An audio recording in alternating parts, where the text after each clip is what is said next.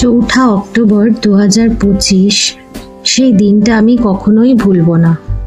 দুপুর 12টার দিকে আমরা পৌঁছে গেলাম হিকিম গ্রামে, পৃথিবীর সবথেকে উঁচু পোস্ট অফিসে।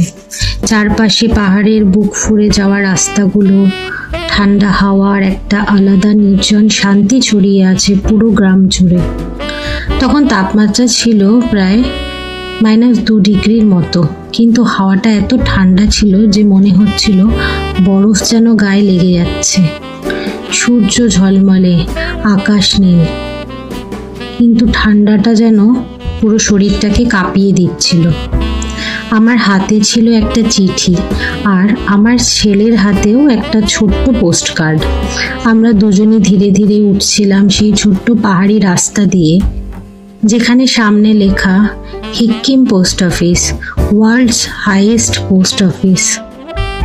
বাইরে থেকে দেখলাম একেবারে সাধারণ একটা ঘর, কিন্তু অনুভূতিটা ছিল অসাধারণ। আমি আমাদের কলকাতার পোস্ট অফিসেও বহুবার গেছি, কিন্তু এখানকার ব্যাপারটাই পুরো আলাদা। চিঠি জমা দিলাম, স্ট্যাম্প লাগালাম, অরিন নিজের হাতে চিঠিটা পোস্ট করলো সেই ঐতিহাসিক লাল বক্সে।